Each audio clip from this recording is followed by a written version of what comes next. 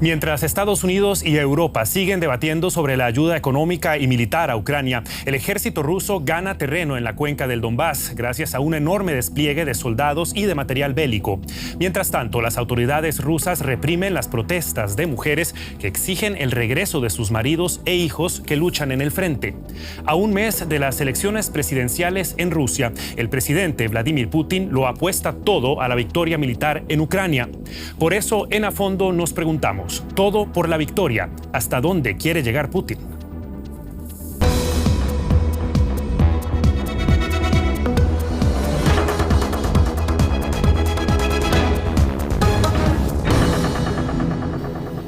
Bienvenidos a esta edición de A Fondo. Los saluda Javier Arguedas y quisiera comenzar presentándoles a nuestros invitados de esta semana. Carmen Valero es periodista, corresponsal del diario El Mundo en Alemania y Europa Central y del Este. Alexandra Zhitenko es analista política, doctora en estudios globales por la Universidad de Leipzig y experta en política exterior de Rusia. Y Daniel Lara Farías es periodista, licenciado en estudios internacionales y refugiado venezolano aquí en Alemania. A todos, muchas gracias por estar hoy aquí con nosotros en A Fondo. Y Alexandra, quisiera comenzar preguntándote por la situación general de la guerra. Hemos acompañado esta guerra en muchas fases, en algunas parecía llevar la ventaja a un lado, en otras el otro. ¿Cómo describirías la fase, el momento que se vive en la guerra en Ucrania actualmente? Pues habrá que ver. O sea, todavía yo hablaría de una guerra de desgaste porque la contraofensiva ucraniana, ya podemos hablar de un fracaso, ha fracasado porque no consiguió romper las líneas de defensa rusas ni alcanzar los principales objetivos militares, ni, o sea, saber recuperar territorios perdidos. Entonces, ahora Rusia ha pasado a la ofensiva, Ucrania a la defensiva. Sin embargo, Rusia tampoco hasta ahora no ha podido empujar a las tropas ucranianas muy hacia el oeste. O sea, tenemos combates intensos alrededor de las ciudades Bakhmut y Avdiivka en el Donbass, y hay rumores de que las tropas ucranianas podrían dejar en los próximos días o semanas Avdiivka. Parece que las tropas rusas están avanzando mucho allí. Pues esa es la situación, además del terreno. Entre ambos países hay constantes disparos de misiles. O sea, es una guerra de drones que continúa en el aire. Otra noticia que creo que podría significar o podría también significar mucho para lo que va a pasar en el frente, en el Donbass, es que hay información de que las tropas Wagner, las tropas mercenarias, el grupo mercenario Wagner se había reorganizado 6 meses después de la muerte de su jefe, y están a punto de regresar a Ucrania. Algunos combatientes ya habían regresado en otoño, pero ahora se habla de unidades enteras que podrían regresar o están regresando ya a Ucrania.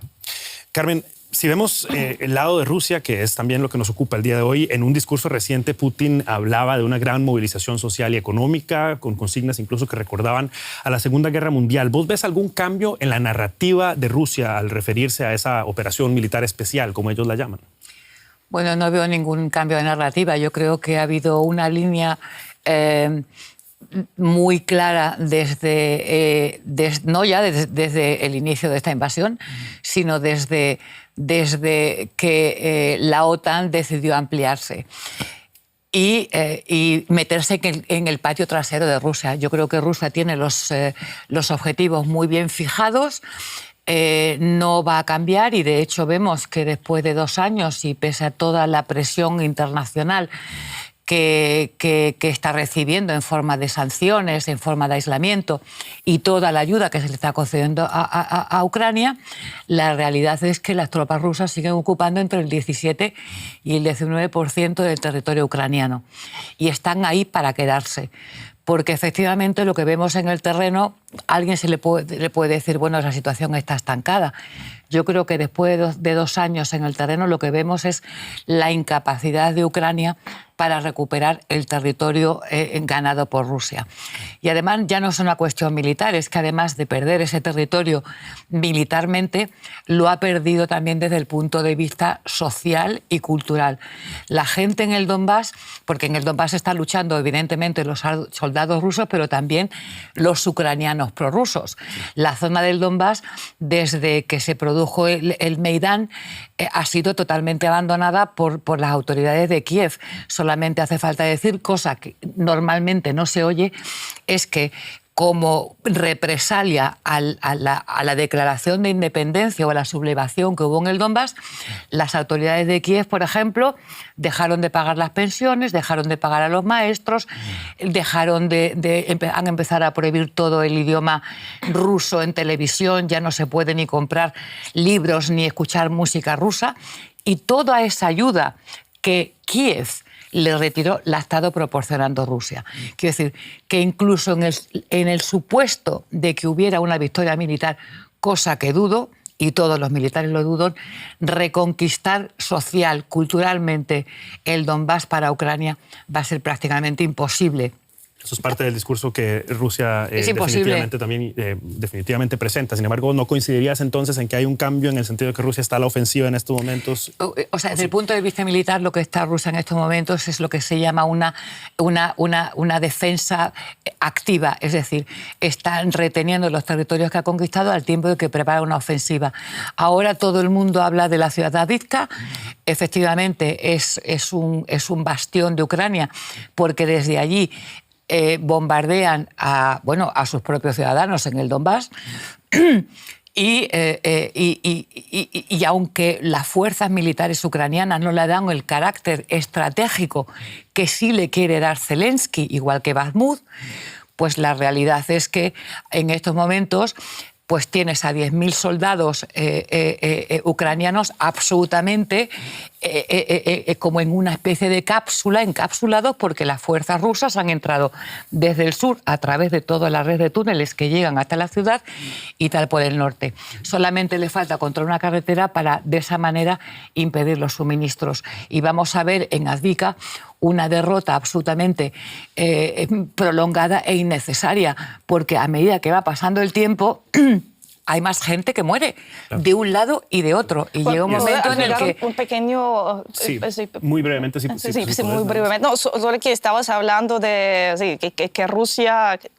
de lo que quiere hacer Rusia o Ucrania. Yo creo que el objetivo de Rusia ahora no es solo retener lo que tiene, sino quizás también conseguir los territorios o conquistar el resto de los territorios en las 4 regiones anexionadas en sus fronteras administrativas para tenerlas completas, porque ahora tiene 95% de Luhansk, el resto entre 60 y 70%. Es definitivamente, de seguro, uno de los objetivos militares. Daniel, quisiéramos ampliar un poquito la perspectiva globalmente en Rusia, si se quiere, porque no podemos obviar que este es un año electoral en Rusia y quizá también a eso responde esa retórica un poco diferente que hemos visto desde Moscú. ¿Qué tanto depende el poder de Putin de avances en la guerra? Pero es un año electoral en Rusia, es un año electoral en los Estados Unidos, es un año electoral en muchos países de Europa, es un año electoral en muchos países de Hispanoamérica, aunque se vea de arrancada que no habría mucho que ver en esto. Pero el tema del peso que hay en las discusiones y en las negociaciones que se dan en los organismos multilaterales, siempre un cambio de gobierno y una variación en los apoyos puede tener una importancia en esto. No es lo mismo unos votos de Argentina hace un año que unos votos de Argentina hoy, con Milei en la presidencia.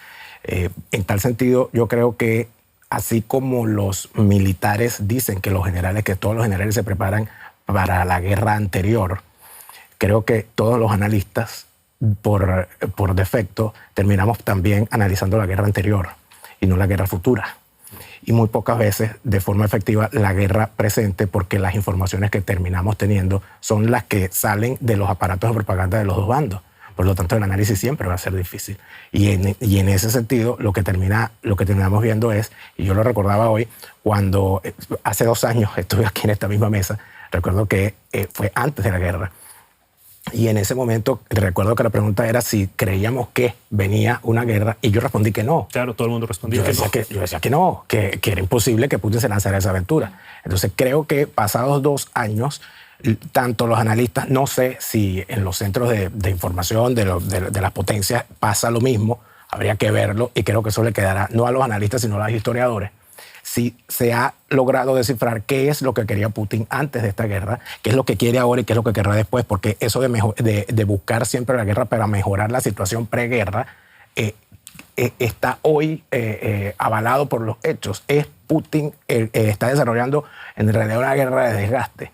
¿Qué quería Putin? ¿Quería una guerra rápida o quería una guerra que causara un gran caos para dentro de ese caos poder jugar con lo que él tiene a su favor, que es su permanencia en el poder? Él no se tiene que enfrentar a unas elecciones donde pueda perder el poder. Él no se tiene que enfrentar a un Congreso como el de los Estados Unidos. Él no se tiene que enfrentar a lo que se va a tener que enfrentar Zelensky, que es a decidir si él va a continuar siendo presidente de Ucrania eternamente para enfrentar una guerra de liberación, que es lo que él dice que está librando, o si lo que estamos viendo aquí es simple y llanamente una batalla entre una guerra más grande, dentro de una guerra global que está en desarrollo y que no es precisamente Ucrania su epicentro. Vamos a ver precisamente a qué se está enfrentando entonces Vladimir Putin. Las modestas ganancias territoriales tácticas de Rusia en Ucrania vienen con un altísimo precio, sobre todo humano. Y en Rusia, algunas familias cansadas de esperar decidieron lanzarse a las calles. Algunas mujeres, en una verdadera muestra de valentía, han salido a protestar. Están decididas a recuperar a sus hombres. Las esposas de estos soldados rusos depositan flores en la tumba al soldado desconocido. No se trata de un ritual, sino de una señal de protesta. Estamos en guerra. Están muriendo civiles. Hombres que fueron reclutados como parte de la movilización parcial. No debemos hacer como si no estuvieran muriendo allí. Con este tipo de acciones, estas mujeres se arriesgan a recibir duros castigos, incluso penas de prisión. Las cárceles rusas están cada vez más llenas de activistas que se han posicionado en contra del sistema de Putin. Por otro lado, estas imágenes muestran a jóvenes rusos del movimiento patriótico juvenil a favor de su presidente. En un corto periodo de tiempo, unas 5 millones de personas se unieron al movimiento. Es un ejército enorme.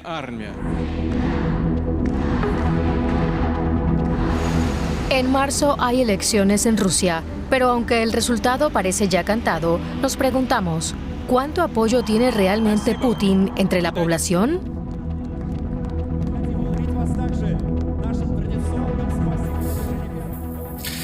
Algo que quisiera plantearte, Alexandra, las encuestas de opinión más favorables, al menos desde el punto de vista occidental, más favorables, no más confiables, le otorgan a Putin un nivel de aprobación de más del 80% entre los rusos. ¿Es legítimo ese apoyo popular?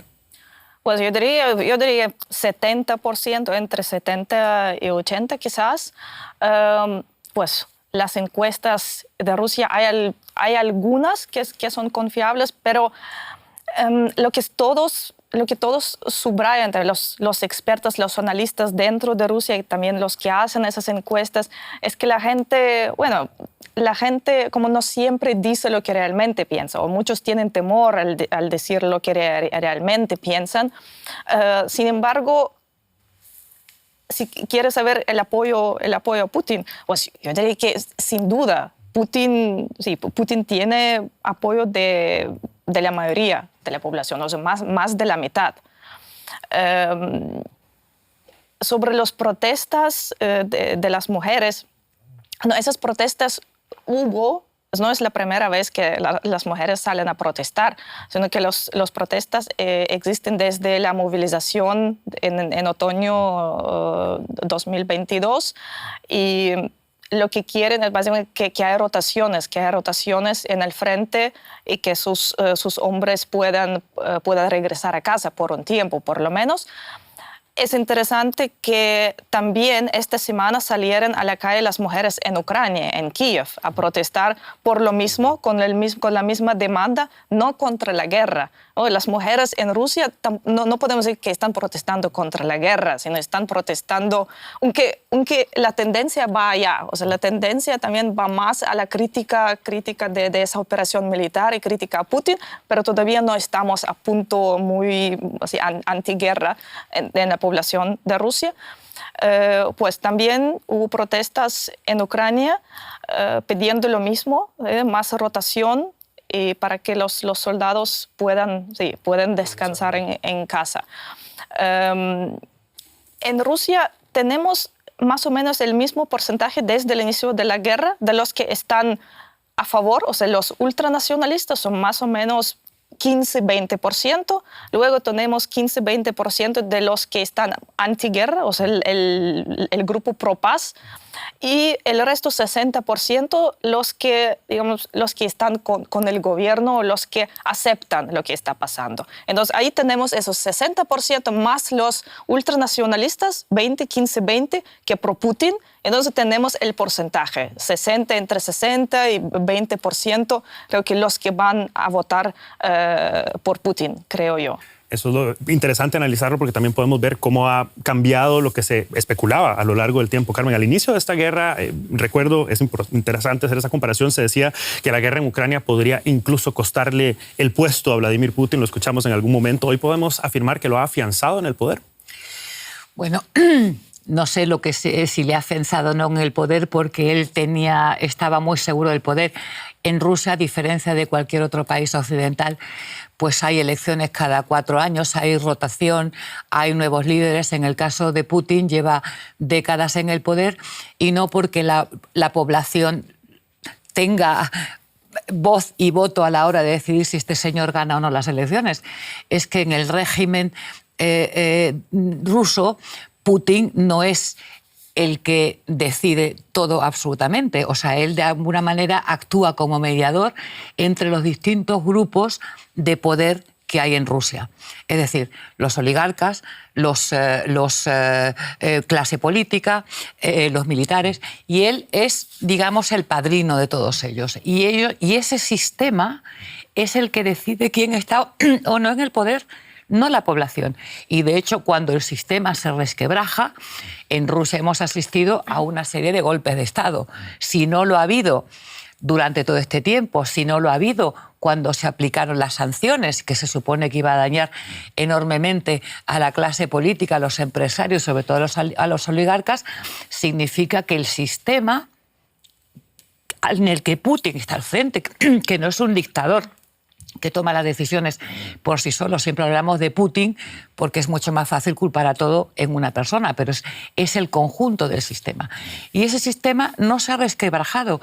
Y ese sistema, además de haber diseñado una estrategia a largo plazo, tiene un elemento que para Rusia es absolutamente fundamental, que es la identidad rusa. ¿Qué significa ser ruso?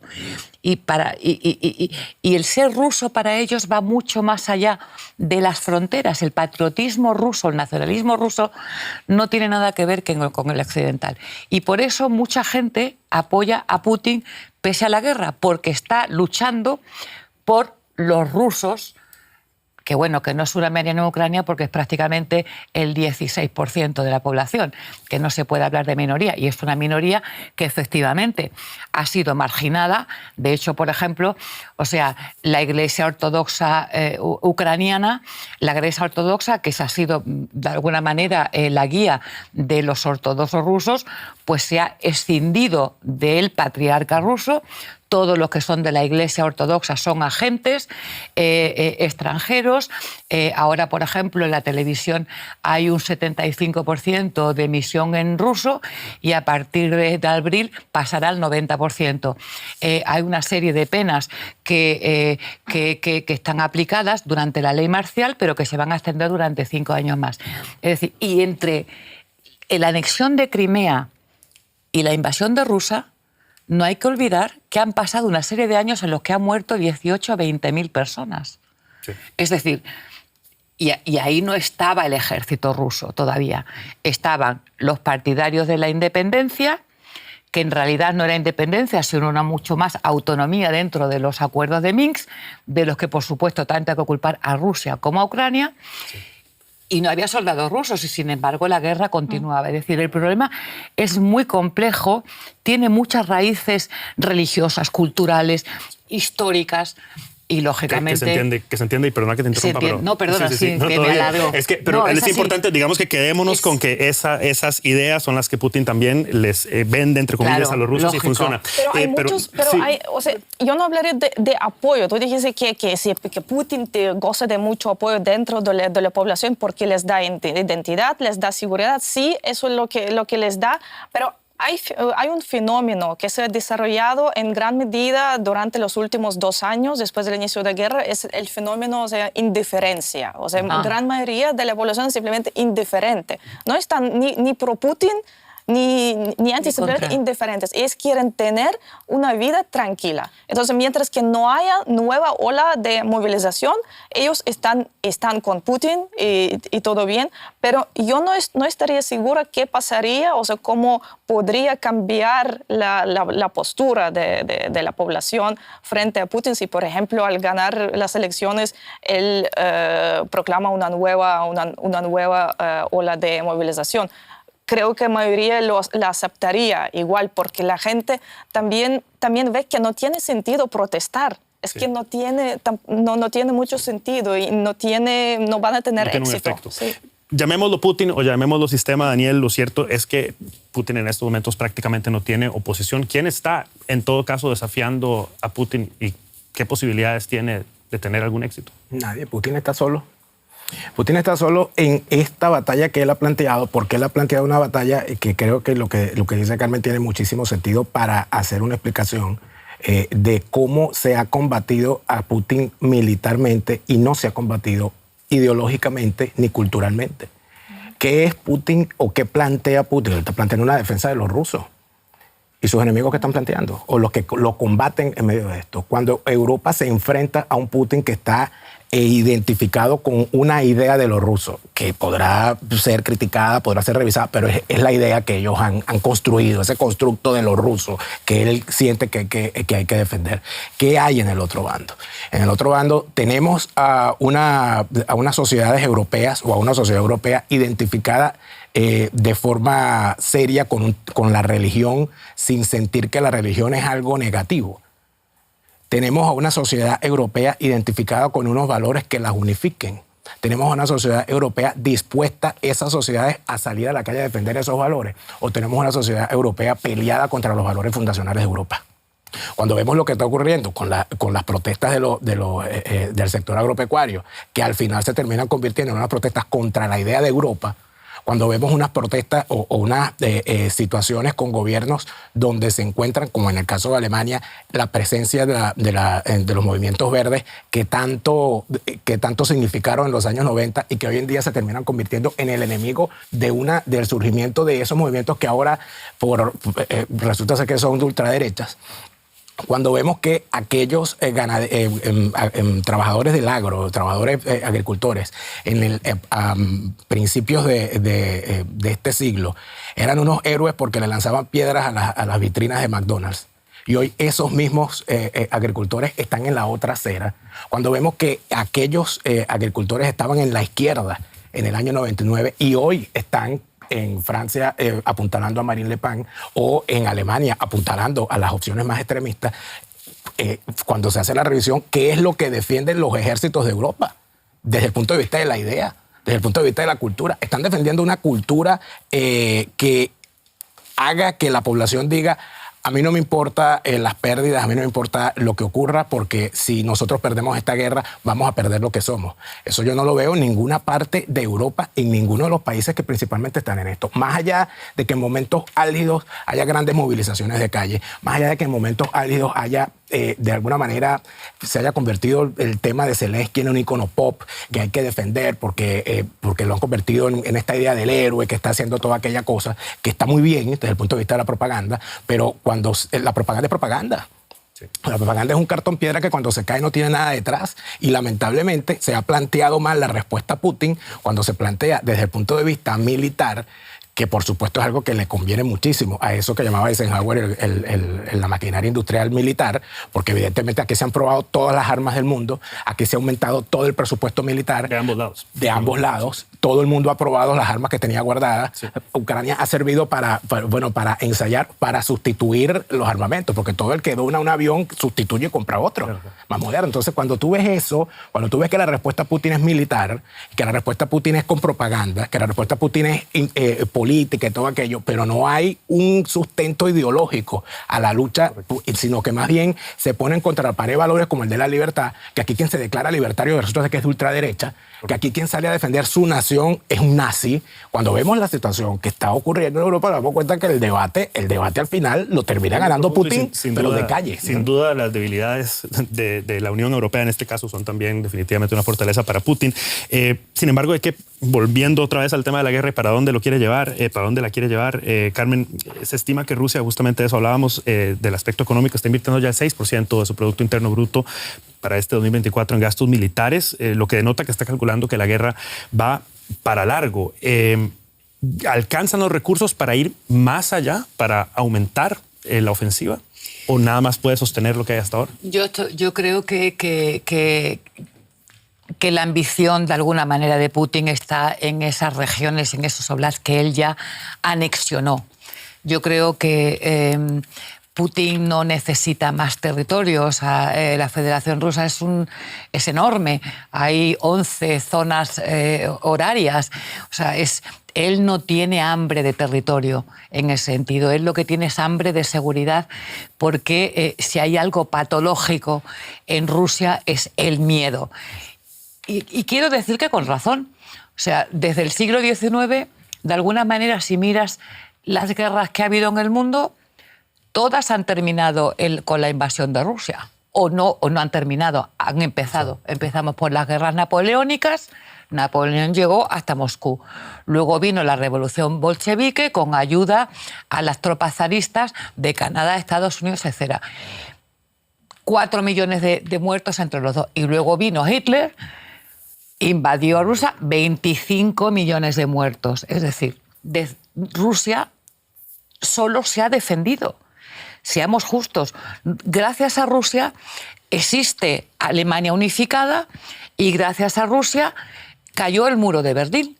Y de pronto, por una serie de cosas, Rusia se demoniza y se convierte en el enemigo de Europa. Yo creo que estamos más encaminados. Pero gracias a Rusia existe también 60, casi 70 años de dictadura en Cuba.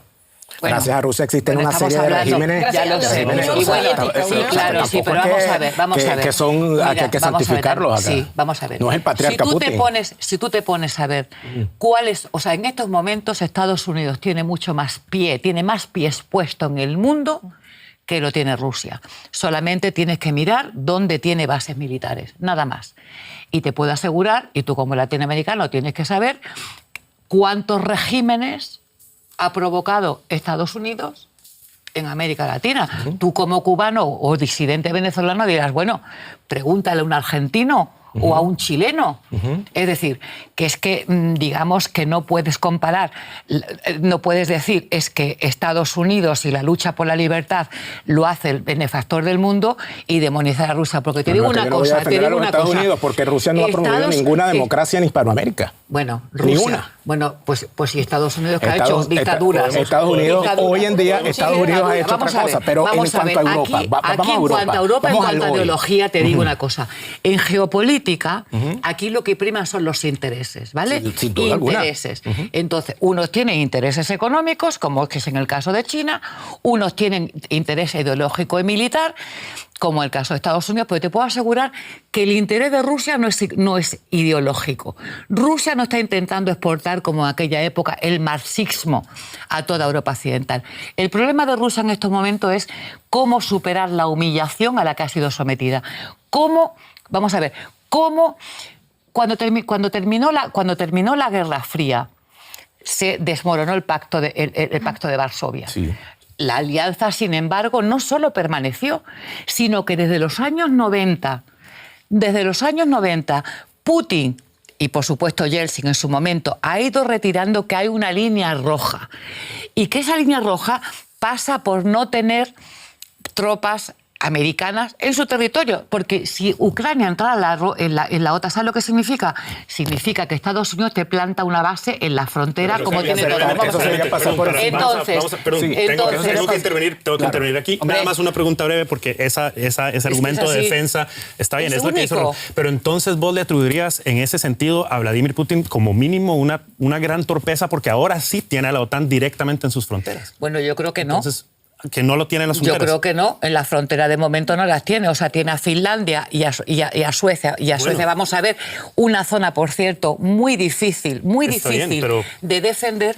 Pero ese cálculo Putin, no lo hizo, a tu criterio. No, porque lo que quiere es una Ucrania. Vamos a ver, cuando la OTAN se plantea ampliarse a Ucrania y a Georgia en el 2018, ¿qué es lo que sucedió? Que Putin invadió Georgia. Sí. Yo creo que esa es una señal bastante clara de lo que Putin está dispuesto a hacer para evitar la ampliación, otra ampliación al este. Y que garantiza que no busque expandirse si se le da lo que quiere. Seguridad. Vamos a ver, Ucrania tiene el derecho a decidir en qué organización entra, pero la OTAN también tiene derecho a decidir a quién quiere como socio. Sin duda. El asunto es si Ucrania se rinde hoy, Putin se queda tranquilo y no vuelve a invadir a más nadie. No, yo creo. Se trata del espacio postsoviético. Uno no puede comparar a Finlandia y Suecia, que ya antes de esa guerra pertenecían desde hace décadas al espacio europeo, a la Unión Europea, y Rusia los veía también así. Además, Finlandia era neutral y la Unión Soviética, Rusia la aceptaron sin problemas. No hicieron ninguna invasión porque era un país neutral. Y después, en la mente rusa, en la mente de la cúpula política, de los dirigentes rusos, esos países eran, digamos, otro espacio, el espacio occidental, el espacio europeo, a diferencia de Ucrania y a diferencia de Georgia, que era ese espacio soviético, se dice espacio postsoviético, que Rusia ve como su espacio de influencia. Y Rusia quiere ser vista, quiere ser respetada como un poder grande, como un poder global. Y para ser un poder global, uno primero tiene que establecer su influencia, su clara presencia en la región. Como lo que quiere decir que si se queda con Ucrania, después se lanzará contra Lituania. Es un ogro con hambre. Tengo que traerlos, perdón, discúlpame, Carmen, pero tengo que traerlos al aquí y ahora, porque todavía tenemos una guerra en curso en este momento. Y lo cierto es que una Rusia más fuerte tendría que venir de la mano precisamente de una Ucrania más débil. Y en estos momentos es un hecho que Ucrania carece de municiones. Y Occidente no suministra las cantidades que prometió. Los ucranianos se quejan de que la proporción de su armamento frente al de Rusia actualmente es de 5-1. Todas las esperanzas están puestas en 2 paquetes de ayuda de la Unión Europea y de Estados Unidos para Ucrania.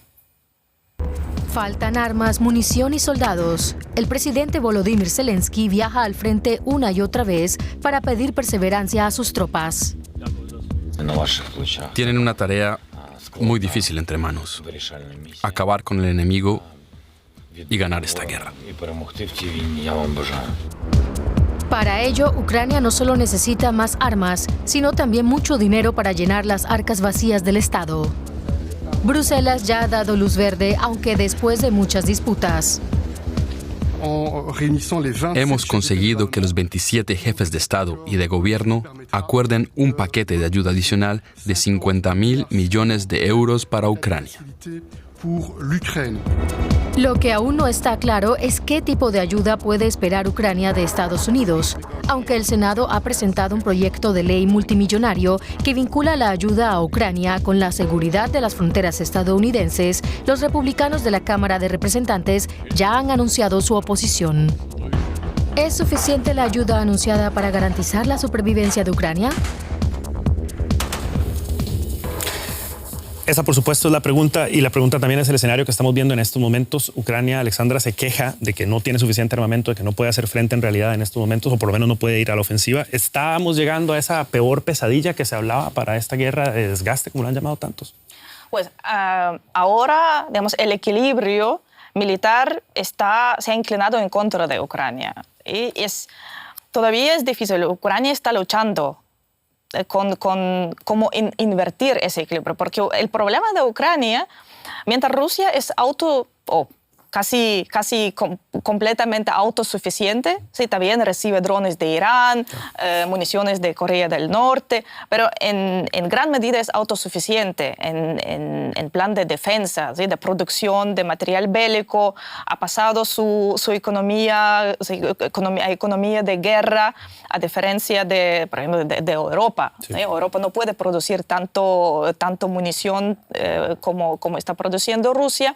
Entonces, el problema de Ucrania es que Ucrania depende de sus aliados, de sus socios, en materia militar y en materia económica.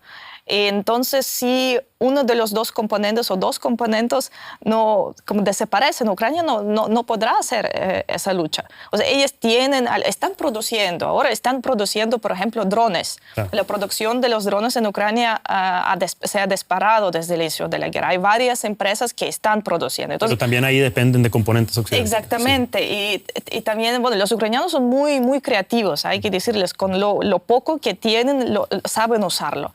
Pero el problema es que sí, yo creo que el Occidente seguirá apoyando a Ucrania en menor medida que antes. La Unión Europea ha aprobado ayuda económica, social a Ucrania hasta 2027. Yo creo que en Estados Unidos ahora está rechazado la propuesta de ayuda militar, pero va a haber segunda ronda y puede ser que la van a aprobar. Pues es difícil para Ucrania. ¿Cómo te explicarías vos, Daniel, el hecho de que al principio haya habido un apoyo tan contundente y tan rápido también en realidad a Ucrania y ahora veamos esas dificultades, esas barreras, por ejemplo, en Estados Unidos? ¿Se marca también el problema político del país? Claro, no estaba Trump en el horizonte. Trump estaba contra las cuerdas. Nadie pensaba que Trump iba a sobrevivir a la andanada judicial en su contra. Y eso, además, había alimentado dentro del Partido Republicano una carrera que se le agotó el gas por buscar un sustituto a una candidatura de Trump. Eso parece que en este momento en el que estamos hablando es prácticamente imposible y que no solamente Donald Trump va a ser candidato del Partido Republicano, sino que muy probablemente gane las elecciones en este momento en el que estamos hablando. Entonces aquí el problema es el paquete de ayuda para derrotar a Putin o para derrotar a Trump.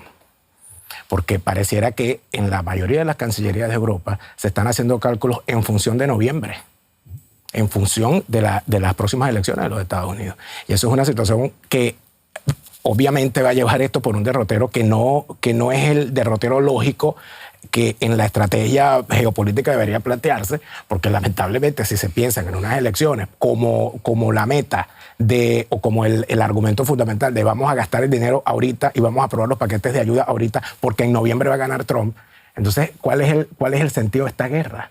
¿Cuál es el sentido de esperar hasta noviembre si la guerra está perdida? Esa es la gran pregunta que nadie quiere hacérsela en público, porque es poco elegante decirle a los dirigentes de Europa que han perdido todos estos años peleando una guerra que estaba perdida desde salida porque no sabían qué era lo que quería Putin. Y lamentablemente pensando que Ucrania era una Checoslovaquia del 39, lamentablemente no sabemos qué es lo que tiene Putin en su mente. Pero pareciera, y por eso es que cuando Carmen decía lo del tema de la humillación de Rusia, que obviamente ellos lo pueden sentir, pero es que Rusia no fue humillada, Rusia perdió la guerra. Rusia perdió la Guerra Fría. No, Rusia no. Ellos perdieron la Guerra Fría cuando con una serie de decisiones... La Unión Soviética. Bueno, la Unión Soviética pierde la guerra. Evidentemente la humillación que ellos pueden haber sentido por haber perdido la guerra, el que pierde la guerra se come las consecuencias de la derrota. No pueden venir ahora con una cuestión de orgullo y como están humillados, venirse a comer Ucrania, venirse a comer Lituania, venirse a comer Moldavia, venirse a comer todo lo que tengan alrededor, porque los señores están humillados. Si se sienten humillados, bueno, yo creo que el problema no es ya militar, sino que es un gran problema psicológico nacional que deberían abordar. Vamos a ver si Estados Unidos, que tiene todo menos la humillación, entonces ahora que Rusia, que Putin mande misiles estacionados en México y que los manda a Nicaragua, que los mande a Venezuela o como... Entonces tú dime cómo va a reaccionar Estados Unidos. Bueno, depende. Que depende. Biden no va a reaccionar. Pero si eso está aplicando la doctrina Monroe. Pero tú estás haciendo el error que hizo el Occidente. Estás diciendo que Rusia perdió la Guerra Fría. Hombre, es que el Occidente trató a Rusia como si hubiera perdido y que ellos hubieran ganado. Y por eso tienen ahora esa guerra en Ucrania. Precisamente por tratar a Rusia así de esa manera. Pero es que yo no he dicho que los Estados Unidos hayan ganado la Guerra Fría. Entonces, que es la gran diferencia.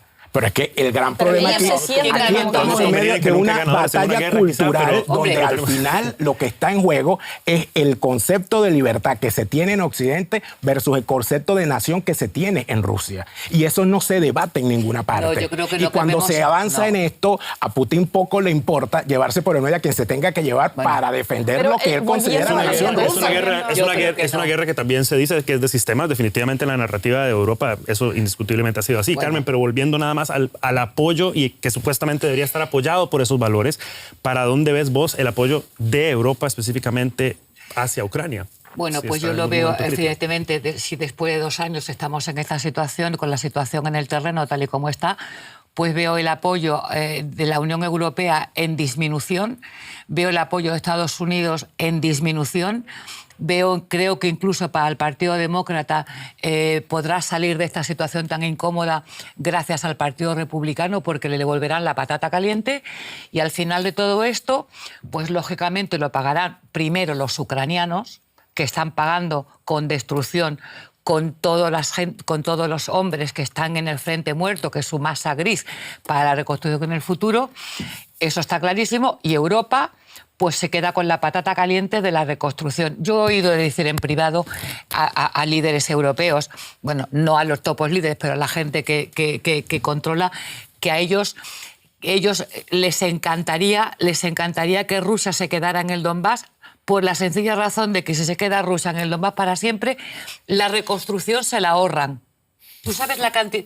No, perdona, es que lo que se dice en privado no es lo que se dice en público. Si Rusia se queda con el Donbass, con las regiones que ellos quieren, ¿tú sabes la cantidad de dinero que se ahorra la Unión Europea? Que como siempre será la que pague. Y en el resto de las regiones se van a poner las botas los países que han ayudado a Ucrania militarmente, porque es curiosísimo que la guerra no ha terminado y ya hay conferencias sobre la reconstrucción, incluso hay negociación de contratos, cosa que me parece absolutamente indigna, de un cinismo impresionante. Bueno, pero hay zonas que tienen que ser reconstruidas ya. Bueno, tienen que esperarse a que se acabe una guerra. Bueno, ya, ¿qué vas a reconstruir? ¿Vas a reconstruir un hospital que después alguien con un dron lo va a tirar? Yo creo que los esfuerzos, sinceramente, en este momento tienen que ir una vez más al diálogo, tienen que ir a una propuesta de paz seria. Tiene que imperar el realismo y decir dónde estamos, hasta dónde podemos llegar y cómo salvamos la cara. De paz o de capitulación. Hasta ahí tenemos tiempo. ¿Capitulación? No, hombre, no es una capitulación. Eso lo dejaremos para un próximo fondo. A ustedes tres, Alexandra, Daniel, Carmen, muchísimas gracias por las intervenciones. A ustedes, por supuesto, por acompañarnos y recuerden que pueden ver este y todos nuestros programas, así como hacer también sus comentarios en nuestro canal en YouTube, como siempre, DW Español. Soy Javier Arguedas. Hasta una próxima ocasión y que la pasen bien.